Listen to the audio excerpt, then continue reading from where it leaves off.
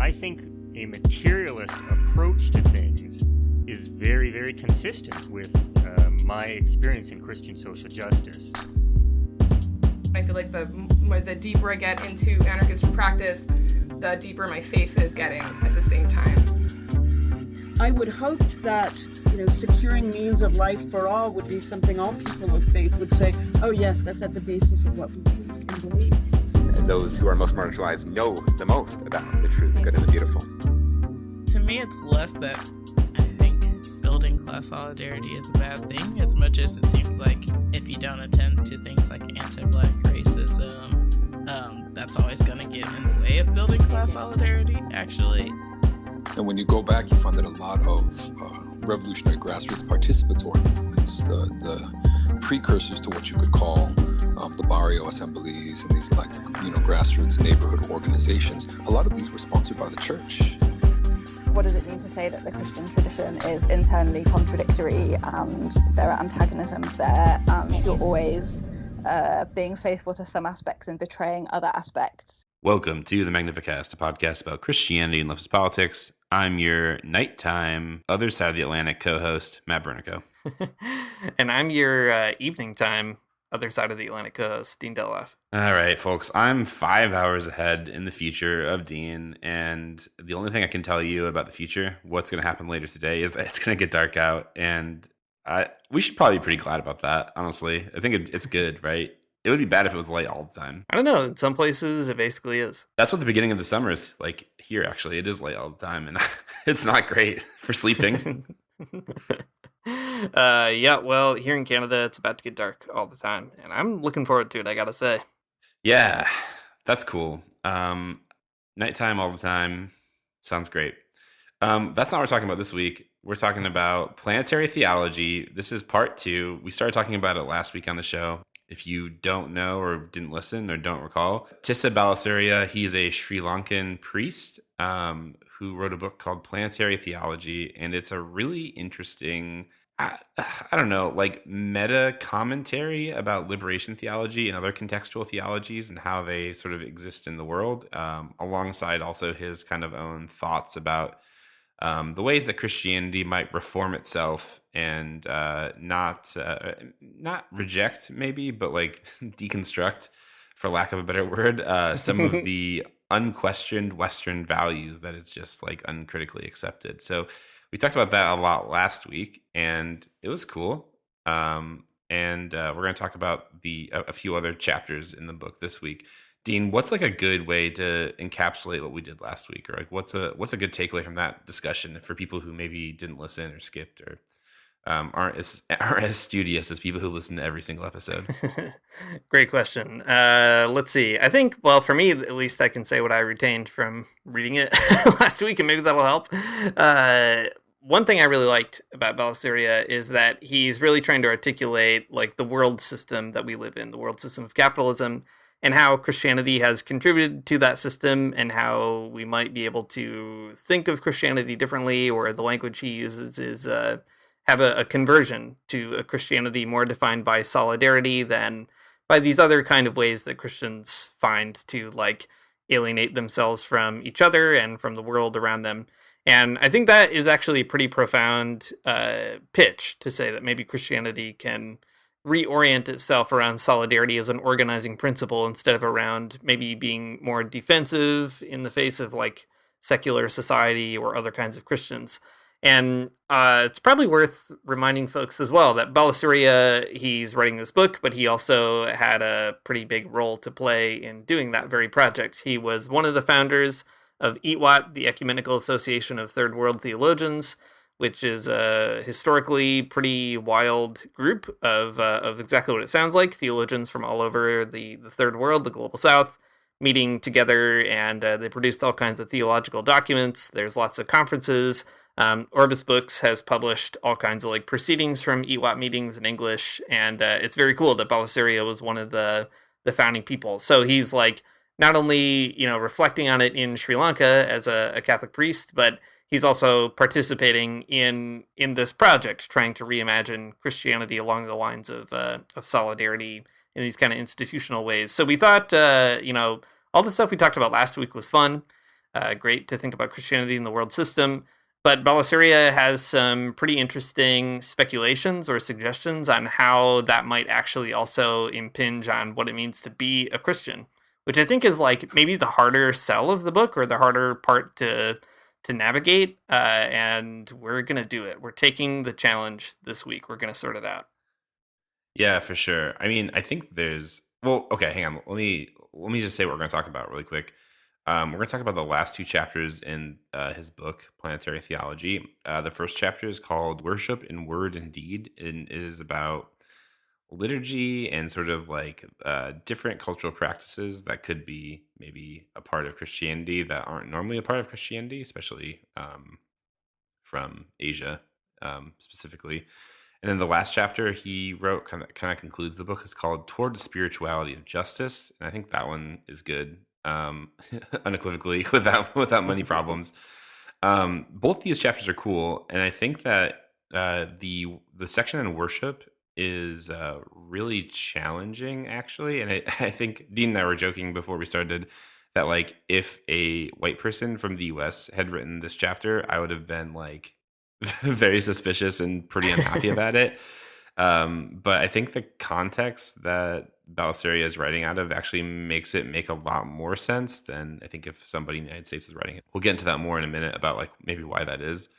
But anyways, all to say, we're going to talk more about ecumenicism and the role of culture in worship, and then we're going to talk about justice. We all love it. You've heard about it before, and now you're going to hear about it again, and you're going to be really into it, I'm sure. Anyways, Tissa Balasuriya, he's a really interesting guy, and this book is definitely worth spending some more time on this week. So we're going to do that, and figure it out. Figure out how to deal with the hegemony of Western culture in Christianity. I don't know, Dean. Go ahead and why don't you go and get started here? Sure. Well, maybe I can set some of the stage here a bit, even by talking about some of the context in which Balasuriya is writing. So Balasuriya, he's a Catholic priest. I think we mentioned at the end of the last episode, he also found himself in hot water with the Vatican. In fact, he was even excommunicated briefly and then was brought back into the church and kind of absolved or forgiven or whatever. Reunited in the Catholic Church, but he had this kind of open confrontation with the Vatican and specifically with Cardinal Ratzinger, eventually Pope Benedict. And I think all that context actually really matters for this book, Planetary Theology, because when he's talking about things like worship and the liturgy and kind of rethinking what a spirituality of justice actually looks like in practice, you can kind of imagine probably pretty quickly that that's going to rub other people in the Catholic Church the wrong way. You just shouldn't mess with that stuff. That's one of the big arguments in the Catholic Church, even one that's happening right now, that there are some people who really want to preserve the most sort of the highest Latin form of the Mass that there is, and with no budging to kind of cultural accommodation. And Balasuriya is doing basically the opposite, saying we need to have as much accommodation to culture as we can. But I think it would be a mistake to read Balasuriya's proposals here as kind of capitulating to like a basically boring liberal form of Catholicism as against the radical traditional form of Catholicism. What he's doing is like a lot deeper. And it's tied not only to solidarity, but I think this is one of the most interesting things that comes out in the book. It's also tied to Balasuriya thinking that the church has to make good on some of the promises that it made in the Second Vatican Council. And I think that is actually a huge piece of it. And maybe like for people who don't know much about that or don't know much about Catholic inside baseball, I don't know, Matt, is it worth like explaining that for a minute? I don't know. I think it's worth it. Yeah, lay it out. All right. Vatican II, as it's sometimes called, was a big conference in the 1960s, and the shorthand for it is usually that the church kind of reevaluated its relationship to modernity, to the modern world. And it was opened by one pope and closed by another pope, because the first pope died in the middle of it. And it really revolutionized Catholicism in a lot of ways. So liturgically, for example, the example I always think about is not only do we not usually say Mass in Latin anymore, we say it in our vernacular language. So for me, that's English. but also even little things like the priest used to turn and face away from the congregation during Mass, and now the priest is supposed to face the congregation during Mass. So there's all kinds of reforms, lots of kind of, some people describe it kind of rightly and wrongly as the democratization of the Catholic Church. That's like maybe putting it a little too strongly, but certainly those impulses are there. And when it comes to liturgy and worship and why Balasuriya is interested in that council, the Vatican also had said that in local contexts, not only should vernacular languages be adopted, but even cultural practices could be brought into the liturgy insofar as they're, consistent with Catholicism. And the Vatican, I think in some complicated ways, tried to thread the needle around separating what's cultural and what's religious, and we can talk more about that in a minute.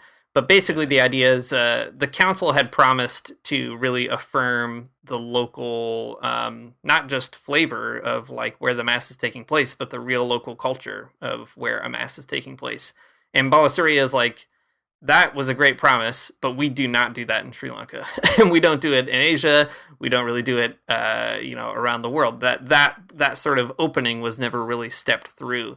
And you can see lots of interesting experiments with that kind of permission throughout the world. In Latin America, for example, a lot of masses will incorporate indigenous practices or music. Or even in the United States, there are some pretty wild stories about, at the height of the Black Power movement, you had, Black priests in Chicago trying to incorporate, different cultural traditions into their own masses. So, there's a lot of kind of creative stuff going on. But Balasuriya is kind of saying, we've never really taken that and run with it. And he wants to say, what if we did sort of appeal to that authority, the Vatican Council, and try to rethink our liturgies along the lines of solidarity? All right, that's a lot. Is that enough, Matt? Am I missing anything? No, I think that's good. Yeah, that's exactly what Balasuriya is after, but then also I think he takes 3 more steps after that, maybe. yeah. A little bit further. Well, here, I'm going to read this first part here to kind of get us on the path of this first chapter about worship in word and deed. Balasuriya writes, during the centuries when Christianity was allied to the Roman Empire and Western domination, the liturgy, especially the Latin liturgy, educated Christians to accept the prevailing social order. Today, the rubrics of Latin liturgy have been simplified, the text altered to include the bulk of the New Testament. The role of the saints in liturgy has been greatly reduced in the accent placed on the life of Christ. Thousands of songs have been composed that reflect the aspirations of the people. There's more spontaneity and room for different cultural expressions. In Africa and Asia, there is a growth of indigenous religious music. The Indian Rite Mass that has been accepted by the Catholic Bishop of India incorporates many aspects of Indian culture within the Eucharistic liturgy. These all are positive gains, but a much deeper transformation is required. Liturgy is to respond to contemporary and planetary needs. So, yeah, I mean, kind of what you were saying a minute ago, Dean, right? That Vatican II makes this opening. And in a lot of ways, the church has responded to this in, some ways, but not in the deeper transformation that Balasuriya thinks is necessary. He goes on to say, I'll just read this other little bit, and not all of it. This is quite an exhaustive passage. Balasuriya says that the liturgy should be reorganized to provide for personal and collective focalization on such themes as food, shelter, family, sex, environment, and work, and a few other things too. He has this extremely long paragraph of all the things that liturgy should kind of help us think about. And I guess it's interesting, though, because it's liturgy is sometimes otherworldly in a big way, especially if you are part of a really high church tradition like the Catholic Church, or I don't know, some kind of Anglo-Catholic traditions as well. And that's not all bad, I don't think. It's even some good, I might say. But anyways, all he's trying to say here is that there's this opening where maybe liturgy is too beholden to these Western notions, and we should open it up to think more about I don't know, things that people actually deal with in their daily lives. And I think it's a good point, and not one that's, I think, too hard to swallow at this level.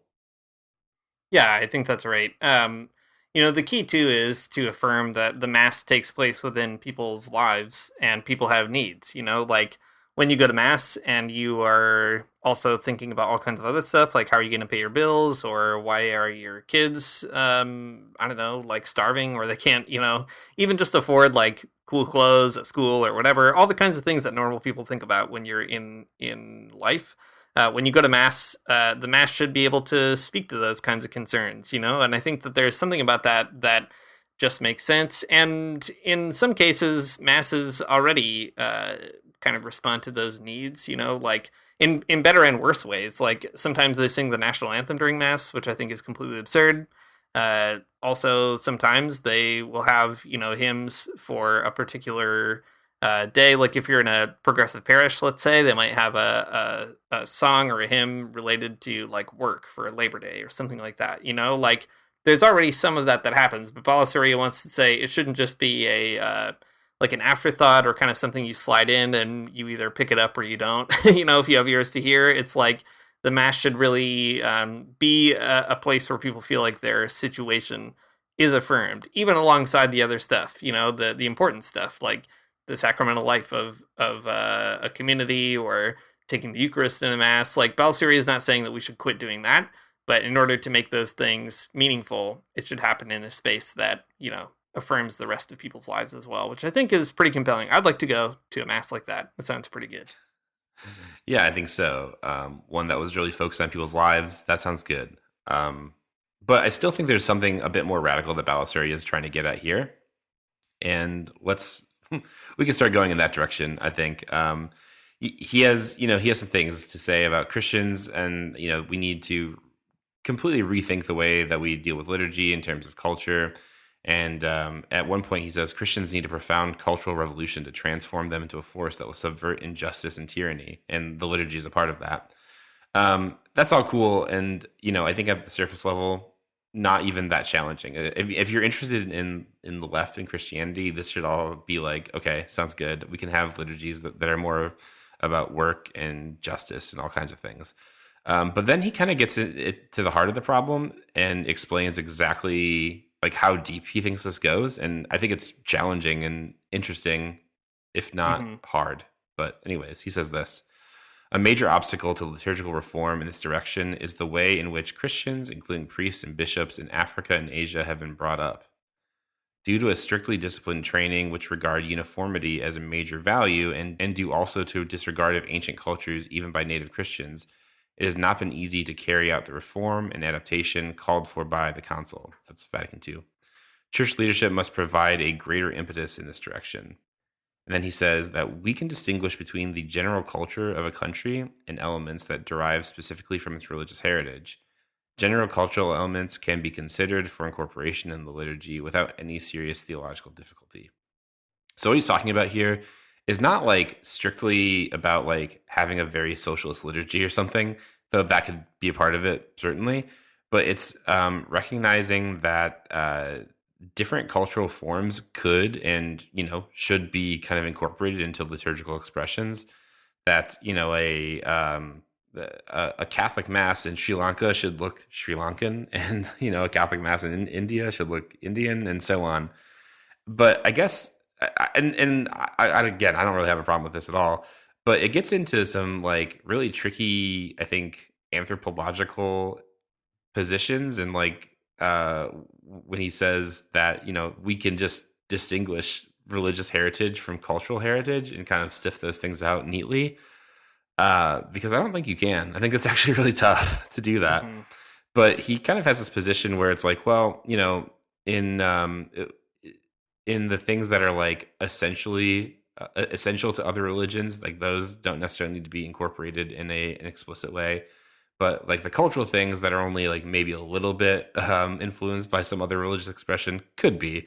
And he names a few things specifically. But anyways, I think it's like a very cool idea. I'm not against it whatsoever, but I think it's just like very tough to really think through like what is actually cultural and what's religious, and how you might incorporate that into a Catholic Mass or any other type of Christian liturgy in a way that is like, I think, respectful to both traditions and not trying to like overwrite any one of them. You know what I mean? Like, it'd be it would be bad to like, I think, treat the Christian tradition with like it's something that you can just kind of like do whatever you want with. That would be bad. But it would also be bad to like appropriate other religious discourses and cultural aesthetics and so on into Christianity uncritically, and that seems like a very big possibility. Yeah, no, I agree. And I think that Balasuriya is alive to that. Like, he will often criticize throughout the book the assumption that all religions are basically the same, or that Christianity is just the pinnacle of all religions. And so you're just sort of trying to affirm the other religions as like a step along the way. Like, he does have a pretty, I don't know how to put it. Like, he has a very strong pluralism, I guess, for a Catholic priest. And I think what he's doing, though, is basically just like putting his finger on the big problem of Christianity, which is that Christianity, the only way that it likes to deal with other people in general, or with other traditions even, is by either pretending that secretly they are Christian already, and we just have to like figure out the Christian parts and then take that into Christianity, or like completely cutting off, any sort of relationship to that culture or religious tradition, however we want to parse it out, and be like, you just can't do those things because those aren't Christian. And I think Balasuriya is trying to do something different than both those impulses, to be like, can we affirm other traditions within our own liturgical space? But I guess I agree, like, it's not convincing as a sort of solution, but I do think that he is like rightly raising the questions and kind of even like daring to put forward suggestions, some of which I think are pretty good and work, and some of which are like, maybe we should like workshop that one a little bit longer, that kind of thing. Yeah, totally. Yeah, well, here's an example to maybe like display some of the tension here. This one I think actually does work in a pretty interesting way, but we'll talk about one that doesn't a little bit later on. He says, consider, for example, meditation, the effect of self-purification through reflection. In Buddhism, which places great emphasis on meditation, it's an effort at self-liberation from the sorrowful cycle of birth and death. All countries in which Buddhism has a strong impact are marked by this approach: Burma, Cambodia, China, Korea, Japan, Sri Lanka, and Thailand. Christian liturgy could benefit greatly from a serious consideration of the Buddhist type of meditation. Through its sacraments, Christianity could emphasize the necessity for meaningful personal response on the part of participants in the liturgy, starting with values common to both other religions and Christianity, and communicating through them what is specifically transcendent in Christian revelation. Christian liturgy would thus have meaning for followers of other religions who attend such Christian ceremonies as weddings or funerals. This seems like kind of okay to me. Like you mentioned a minute ago, right? Like, this is putting the finger on the problem with Christianity in general, and this is like maybe a good solution, or one that I think makes sense. I think it makes sense specifically, though, because of the characteristics of Buddhism, and like, Buddha's not God, and I think that's like an important piece of it, right? That makes it kind of work. And noting the resonance between those two religions, I think is fine. It's not without complication, but like, as like a point where religions could touch, there are certainly worse examples possible. Yeah, I think so. And I mean, that's maybe a more palatable example as well, because there is so much syncretism between those two traditions, even in the West. Maybe it's like easier to, like everybody thinks about Thomas Merton or something. Like, you can kind of call to mind somebody who's already been thinking about how to draw those practices together, but it does get more complicated as he talks. And I think that sometimes he struggles to not lapse into the kind of version of Christian engagement with others that treats everybody as that, a step on the teleological path that inevitably culminates in Christian worship. So, for example, at one point he's talking about like other leaders of religions, like he mentions Muhammad and Buddha and others. He says, how can Christians honor these leaders of other religions? And what relationship will this have to the liturgy?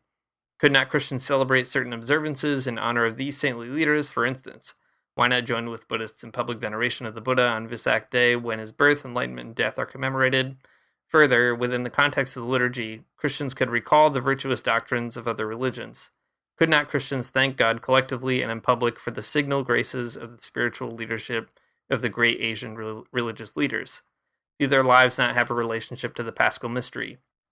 Such an approach would open great possibilities for interreligious cooperation, more goodwill would be generated, and others would see the true universality of Christianity, a faith that has come to fulfill what is good, not destroy it.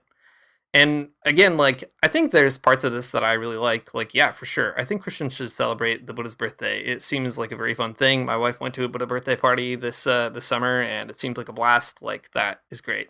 And on the flip side, too, like, as a Christian person, I've really enjoyed reading, like, what, Muslims and Jews have to say about Jesus. Like, it opens up other dimensions of our own faith tradition. So I think there's, like, ways of kind of, doing that in a mutual way that kind of makes sense without obliterating the differences between them. But it's anytime that you get a kind of like a sentence like, do their lives not have a relationship to the Paschal mystery, that you're like, man, maybe they do, but also so hard to not metabolize others in that process.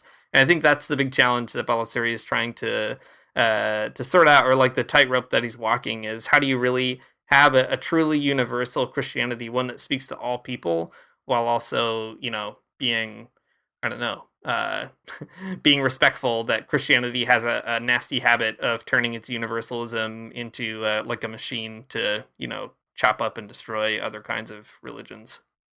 Yeah, I think that's absolutely right. A great influence in my life is this very nice old man who I took a lot of classes with in college. His name is Matthias Zahnizer, and he's a really fascinating guy. He started off as like a missionary, but like became really good at Arabic, and then like his scholarly life has been devoted to thinking about what like Islamic scholars say about Jesus, and like that's his whole thing. So he wrote this book. I'm trying to remember like what year. I think it was like 2007, 2008. It's a neat book, but not widely read. But it's called The Mission and Death of Jesus in Islam and Christianity. And in the book, he's like just kind of like commenting, what do Islamic scholars say about Jesus? Like what's in the Quran about Jesus? What's like in like the larger tradition of Islam about Jesus? And like what's interesting in his work is just kind of the way that he treats it. Not that like that Islam is like on some kind of slow path to accepting Jesus Christ as their Lord and Savior or something, because like that's not gonna happen.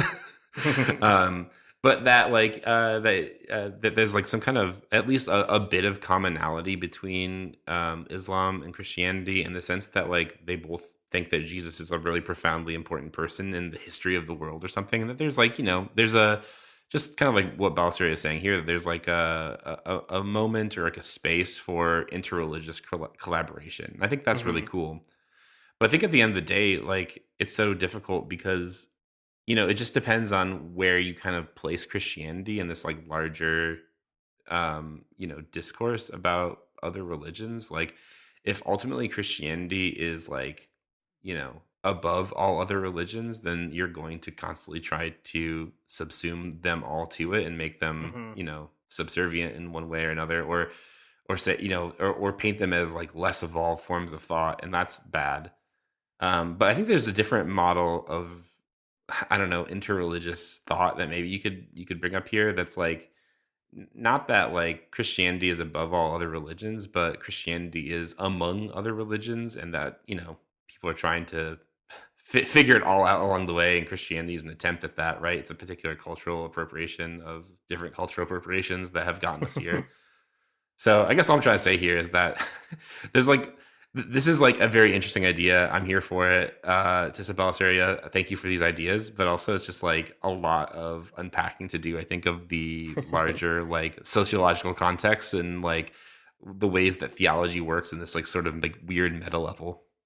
Yeah, I mean, it's also, I think, like we said a million years ago in an episode on secularism and religion, there's a whole conversation about how Christianity basically invented the word religion and then decided who is religious and who's not. And, now we're at this stage where we're trying to sort of, I guess, reduce Christianity to like being on an even playing field with all the other so-called religions, except that Christianity is like the one that already kind of loaded the dice. So, there's like lots of complicated things going on here. Yeah. But I do think that, fundamentally what Balasuriya is trying to do, again, is to recognize that like Christianity should be able to reach out to other people in a way that is like unintimidated by them and even ready and willing to celebrate and affirm them. And I think the challenge is to basically take that up and say, okay, how do we actually work out the wrinkles of that? And maybe at a certain point, like, you kind of can't in a fundamental way, and that's not such a bad thing. Like, Christianity is not Islam, Christianity is not Buddhism, and like that is fine. But how do you sort of find a way of, affirming others from your own kind of starting place and kind of see where that leads? He does sort of end this chapter in an interesting way with a note on mysticism, which I think is probably familiar to lots of people. Mysticism is like the great equalizer, I think, generally among different traditions and so on. But I think the way he does it is pretty interesting. He says, mystical experience is the deepest intuition of the divine that human beings have described. All the great religions have at their heart such a deep experience. He names a bunch of different kinds. He says, this is the substance of our relationship to God, to the absolute, to ultimate values. It is where our authenticity and our relationships are tested at the bar of conscience. And this is probably the wild part. He says, nor should we exclude from this consideration the finer qualities of humanists and revolutionary traditions. A great scientist or artist has an element of the mystic. A Lenin or a Mao Zedong cannot be fully appreciated without seeing the mystical traits of their struggles and their characters. The classless, stateless society of Marx and Engels recalls Christians to their long-forgotten apocalyptic vision and vocation. The lifestyle of Ho Chi Minh was as attractive in its simplicity and daring as those of the great religious liberators. Humanity will be the richer if, as whole peoples, we can come to appreciate such peaks of human endeavor as they consciously or unconsciously touch something of the divine. And he says, lastly, the grace of the Christian bids these signs to be recognized and praised for the marvels God has worked among us.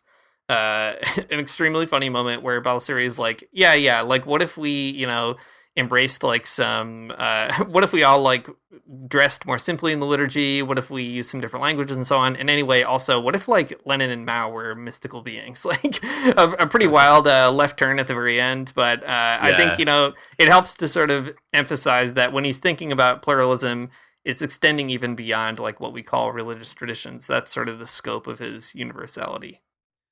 The chapter is very funny for that reason, because it does begin like, we should think of a radical liturgy that addresses people's needs. And then it takes this giant veer into like this interesting like ecumenicism. And then at the very end, he's like, and don't forget to think about Ho Chi Minh. And like, okay, I won't.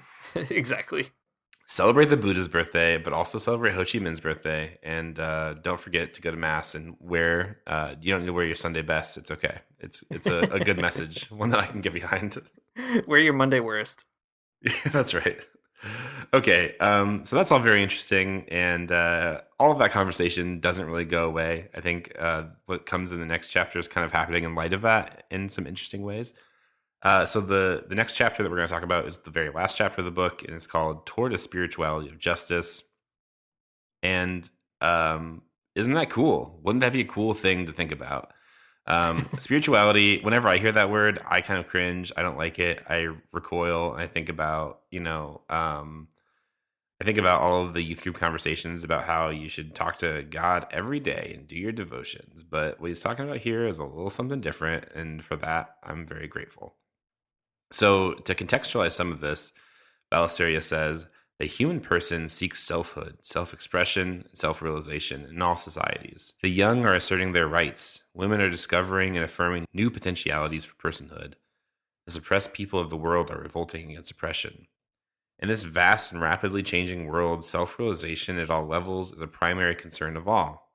What are we concerned with then is a spirituality of liberation, whereby persons free themselves personally and societally to become capable of genuine freedom, responsibility, and love.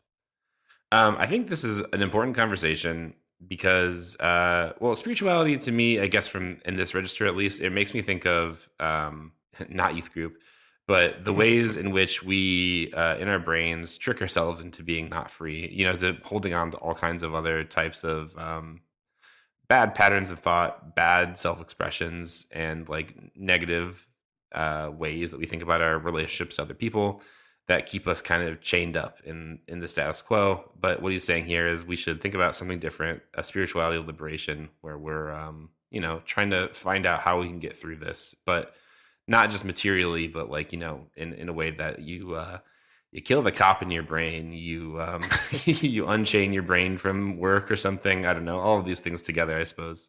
Yeah, I agree. I mean, it's interesting to think of not just the theology of liberation, but a spirituality of liberation. And I think that raises lots of interesting questions that I usually don't pose to myself. I'm not a very spiritual person, maybe in many respects. And the way Balasuriya talks about it, though, does kind of open it up in an interesting way. One thing I found really fascinating about this chapter is in that process of trying to articulate that spirituality, he appeals to the language of virtue and vice, and in particular to virtue ethics, I guess, but in a way that you probably haven't thought of before. Virtues and vices are important parts of Catholic moral theology and philosophy. They are kind of the language that the church uses to talk about all kinds of stuff. And I feel pretty allergic to them a lot of the time, only because they are so ubiquitous and they just get used to, like, I don't know, do and say boring things and things that are not very helpful. And nevertheless, I think the way that Balasuriya talks about it is helpful for finding a way into a kind of spirituality that uses that language. So the big one is obviously justice. That's the big virtue for him. And we'll talk about maybe a few more in a minute. But he says, justice is the virtue by which we endeavor to give one's due to each. It requires a fair distribution of wealth, income, and opportunities in society, and relationships in which everyone's human dignity is recognized and respected. Justice is a virtue that has to be acquired. Its acquisition demands that we struggle against the contrary vices, which spring ultimately from selfishness. Justice is not the charity of social service paternalism. And he also goes on to say, growth in social justice requires a collective struggle against contrary vices.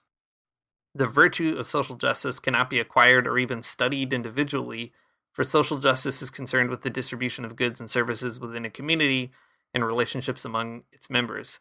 Hence, it necessarily moves beyond the purely individual aspects of a person's life.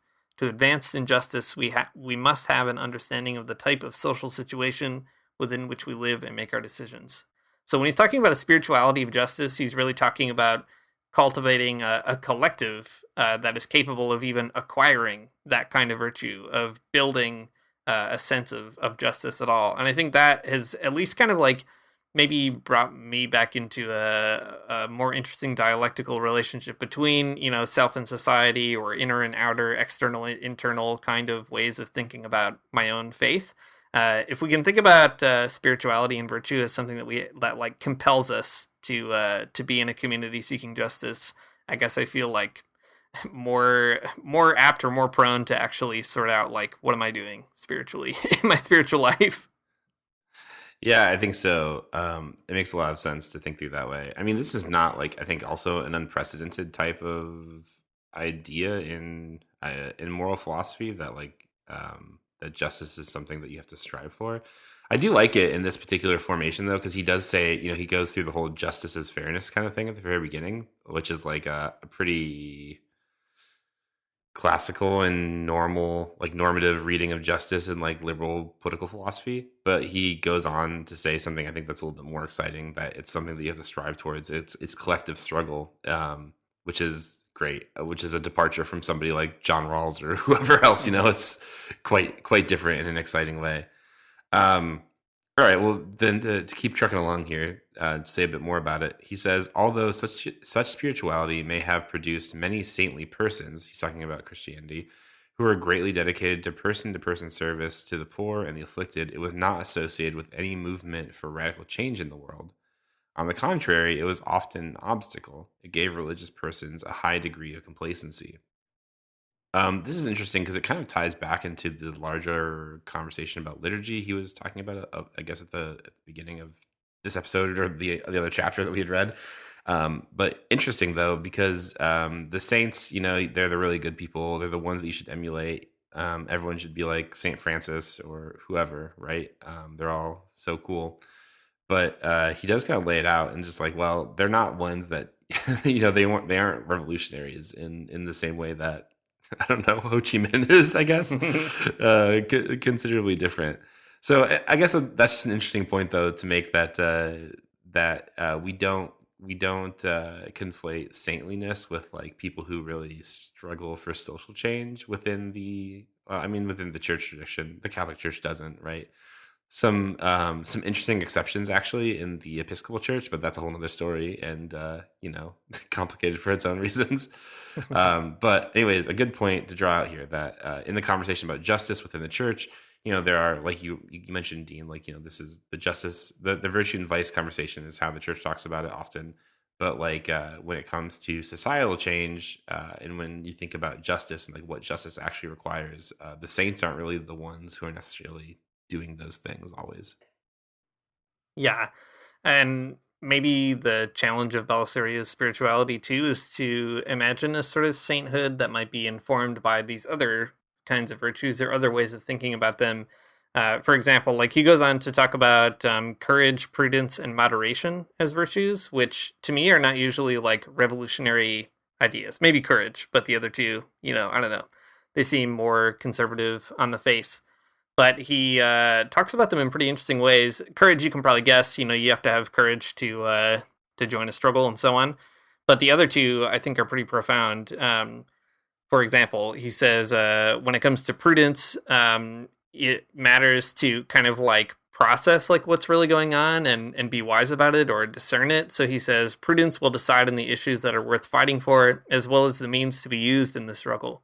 Prudence tells us when it's necessary to bypass an issue or pursue it to the extent of polarization.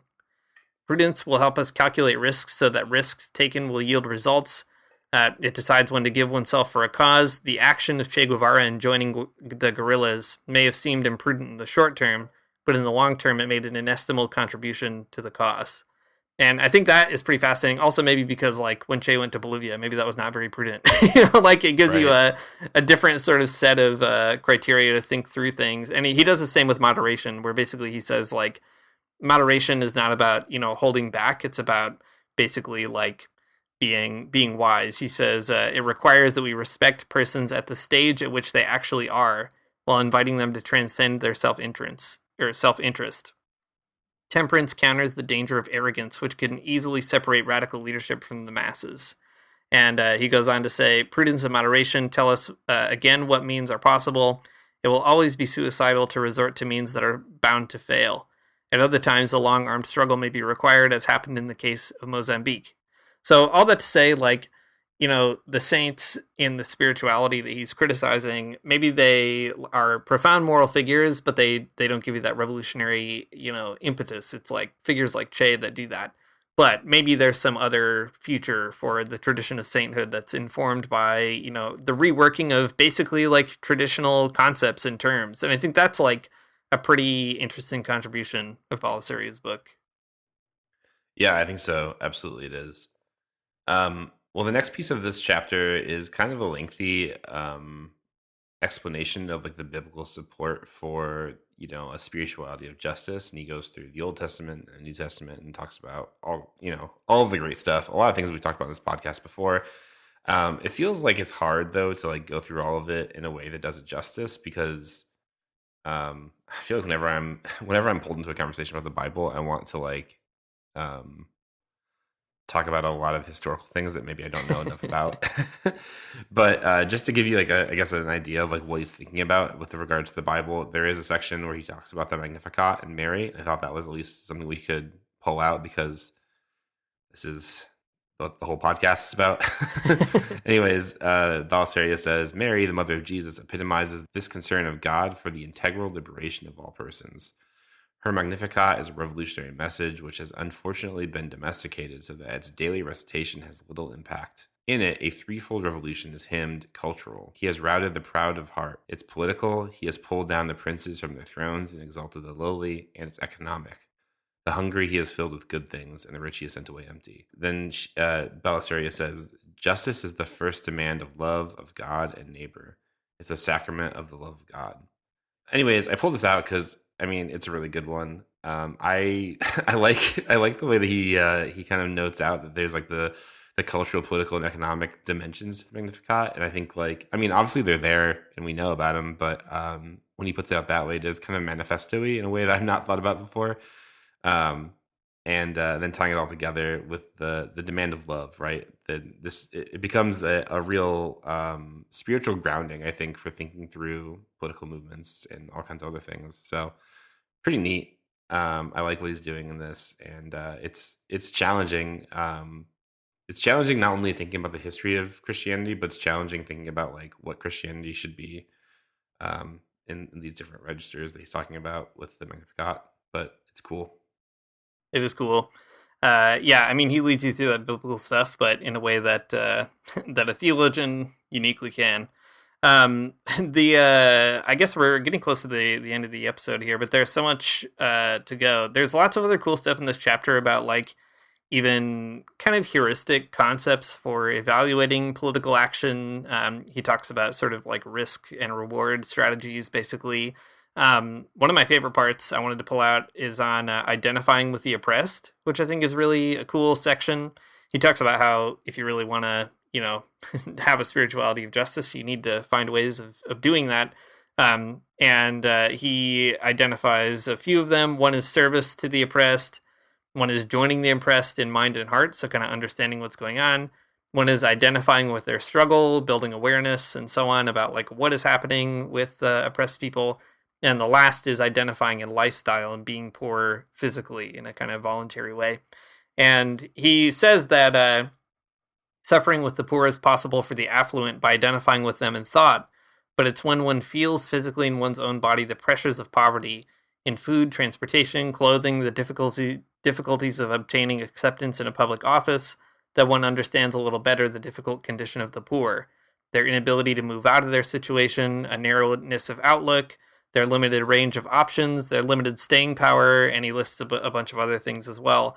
And I think that there's something really profound about that. Also, there's this kind of challenge to be like, like I am, a pretty comparatively stable person in my life right now, economically and so on. But, there have been times in my life when I've lived in pretty significant poverty, and it does definitely change the way you think about issues in a big way. Even things as simple as like relying on public transit or thinking about your rent or having a shitty landlord, all that kind of stuff. It's one thing to read about that stuff. It's another thing to like have to, communicate with your landlord, like try to force them to do something they don't want to do. I think that's really interesting. But the most important thing I think that Balasuriya adds here is to say it's not enough to be poor externally. One more poor person is not the route to global liberation. There must be a deliberate and active joining in the struggle against oppression. And I think that's probably the biggest thing, because I think a lot of Christians will like praise the moral heroism of identifying with the poor, and like rightly so. Like it's good that people do that, sell their possessions, live in community, and so on. But as Balasuriya says, one more poor person isn't going to bring the system down. Like it matters to sort of build that collective in a big way. So all that to say, the chapter just has a lot of like cool categories and advice and challenges for thinking through like how to really put together Christian spirituality and like squaring that with political action. Yeah, totally. Well, let's round out the chapter in talking about holiness really quick. One of my favorite topics, I guess. You can't leave those Nazarene roots behind. I know I can't. That's right. I always got to think about holiness and sanctification. But they look a little bit different from this vantage, and I appreciate it. So Balasuriya says that in Christian spirituality, we can discern 3 levels or ways of understanding holiness, and they're good ones. And surprisingly enough, they're not like the Nazarenes at all. Temperance and not playing cards is not among them at all. So that's great. He has these like these are like these like 3 categories or 3 kind of places that you can see holiness in your life, or you could practice holiness, I guess. Sanctity as individual persons think of it within themselves in response to their consciences. This is the area known best by a person, the ultimate criterion of personal decision making. So there's a certain holiness that you have within you when you're trying to like decide what you're going to do in the world, and like what works and what doesn't, and like what you can bear and what you can't, and like what you want to be a part of and what you don't want to, right? The personal decision making piece. It's great. There's something holy about that particular encounter with yourself and like the I don't know, the moral kind of things that you're willing to do. The second piece is sanctity is mediated through an institution that claims the right to indicate God's will for us. That is, a community or church. Sometimes the nation state too claims this authority, for example, when it demands that citizens conform to its norms, even to the point of laying down their lives for it. So your community, your church, sometimes a nation state, they not suggest, there's a certain claim to indicate God's will in the world and like how we should act, right?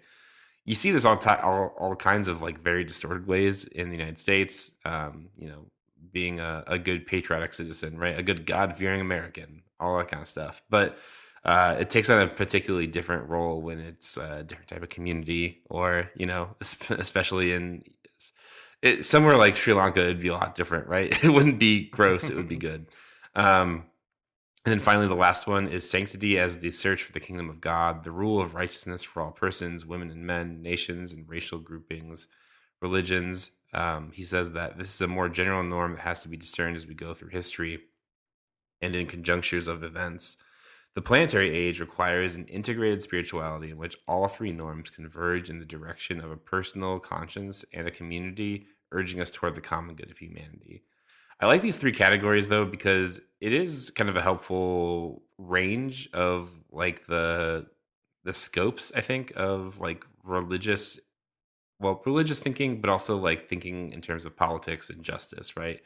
Your individual level, the level in which you're part of a community, and then finally like maybe like the virtual level where you're thinking about the world that's coming or something, right? These three things all together are a place where Balasuriya wants to say that, like, we have a certain agency in, for sure, but also like the Holy Spirit is guiding you through these things, and like is openly speaking to you about these particular like registers of justice, of political action, and so on.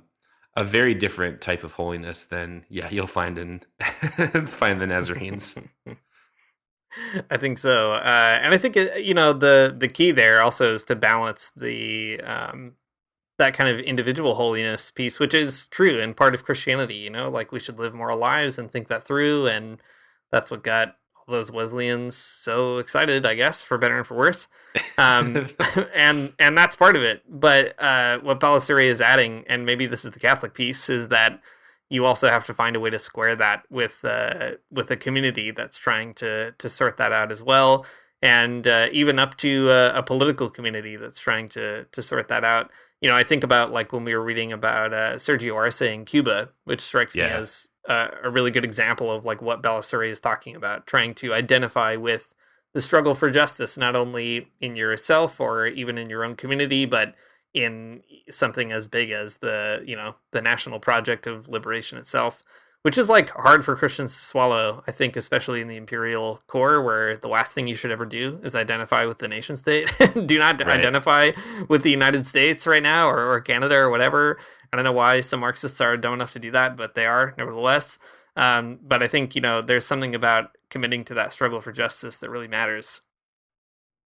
Yeah, absolutely. I mean, in the case of Sergio Arce, it's like, can you listen to the nation state asking you to harvest sugar? And like, that's different, right? That's very different than like, doing your patriotic duty of, I don't know, joining the army or whatever other dumb stuff people in the United States want you to do. Who knows? Yeah. Well, Balasuriya ends this book in a pretty interesting way, and I'll read it out, and we'll see how much time we have to parse it out, but I think it's a good word to sort of close the book on. He says, in this total mission, we meet Jesus Christ more fully. The more deeply we're committed to the human cause and the care of nature, the more truly we're identified with Jesus, the Christ, who gave his life in service to others. The churches, too, will grow to maturity insofar as they die to themselves in service to all. This is the same spirituality of the emptying of ourselves as persons and groups in courageous service to others in today's world situation, always beginning with our local context. The churches and their institutions will live only in dying to self for others, for this is the law of the gospel. It's the poor, the weak, the marginalized, the defenseless, and defenseless nature that may point the churches to the way of the cross, the unique path to the resurrection. And I think that is such suggestive imagery, having the church die to itself, not looking out for its own self-interest or reproducing itself or maintaining its position or whatever, but sort of using all the powers and abilities and, resources at its disposal to throw in with the cause of the oppressed. That is like the way that it will find itself again. And I think that is also such an interesting thing for Balasuriya. He's not calling for kind of like a Unitarian emptying out of all the claims of Christianity in light of meeting others and even incorporating other faiths into the or into the liturgy or whatever. Instead, he's trying to say, it's really only by encountering others and making ourselves available to others that we'll figure out what it means to be Christian in the first place. And I think that's actually a pretty profound challenge. I think there's a pretty active paradox when it comes to trying to create a type of stability in something that is offering a moral vision about the world like Christianity. There's a certain type of action that like you're supposed to be taking within Christianity, right? And as we've seen throughout liberation theology, it's like choosing the side of the poor, engaging in the struggle, doing that kind of stuff to kind of transform the world. But it's also trying to fix itself in the world as some type of like everlasting institution. And it does so, in a way that makes it difficult to achieve the justice it's also after. The paradox is you're trying so hard to enact a particular vision in the world, but when you're doing that and you're also trying to preserve a particular type of social order, what you're always going to do is like kind of be self-defeating. You're always going to be like working against yourself in a really difficult way. But what Balasuriya is giving you here is something different and I think kind of helpful, right? That like the fixity of the church is not super important to him. And maybe we can let go of that in a lot of ways toward pursuing a more justice-oriented spirituality. Yeah, exactly. And I mean, Balasuriya's life is, I think, a testament to how difficult this path really is. Like, some theologians say stuff like this, and you're like, I guess, but, that's easy to write. Balasuriya, he was committed to this enough to, say things that were, I guess, like, incendiary enough to get him excommunicated, and then also committed to the church enough to not like accept that and find his way back into the church and be like, I'm gonna be here because I'm committed to sorting it out in this institution with this institution and so on. And I think that is also just a great challenge to be like, this is a guy who just wasn't going to just write about it, but was like, I'm going to figure out a way to, prompt the church to die to itself. And that is pretty threatening also to our established theologies, to ecclesial powers and so on. And also like good on the Vatican, as conservative as it was at the time, for also giving Balasuriya a chance to get back in and finally letting him in too. So I think it's like his story is a great example of what it means to really commit to those ideas in practice and not only in writing books. Yeah, exactly. It is. It's a really inspiring word, I think, for being a Christian amidst like thinking about global solidarity and the struggle for liberation. It's a tough one, I guess, though. It's always an uphill battle. People in power are not going to particularly like you, I think, is kind of the moral of the story. They want more giving and like more money in the baskets, and you're going to want something different, and you'll always kind of just be at odds, I guess, and fine.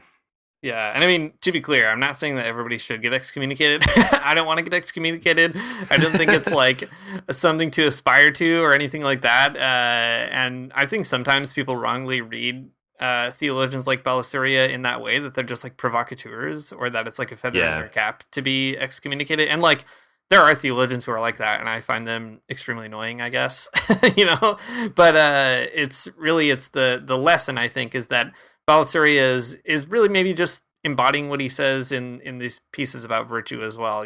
Like, is it courageous? Is it prudent? Is it, moderation to sort of take this or that path? And also, when you find out that you've overplayed your hand, what do you have to do to like get yourself back in? Again, not cynically, but because you're like really willing to sort it out in this community. I mean, maybe that's a conversation that makes more sense in a tradition like Catholicism, but I'm sure Protestants have that problem as well, just in a different way, maybe. Yeah, I think so. I think that makes a lot of sense. Well, I'm going to be courageous enough right now to know that the prudent choice is to end this episode. Yeah, and I'm going to exercise the virtue of moderation and stop talking right now. Thanks for listening to the Magnificast. If you like what you heard, you can support us on Patreon at patreon.com/the Magnificast. If you join us there, you get an invite to our Discord channel, and that's very cool. Lots of great convos going on there. We're talking about, I don't know, all kinds of hot topic issues, especially with regard to the Chicago Teachers Union, which I'm finding very fascinating right now. You also get access to our Behind the Paywall podcast called The Lock-In, where we do some silly stuff, and then we talk about current events, and there's going to be a new one up shortly, so get excited for that. Our intro music is by Mario Armstrong, our outro music is by The Illogical Spoon, and we'll see you next week.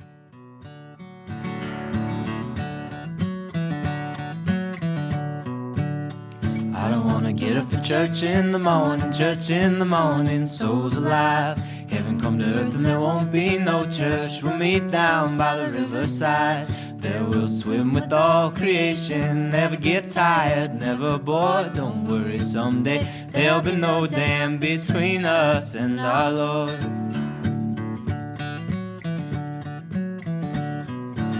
Jackson, keep your hoods up.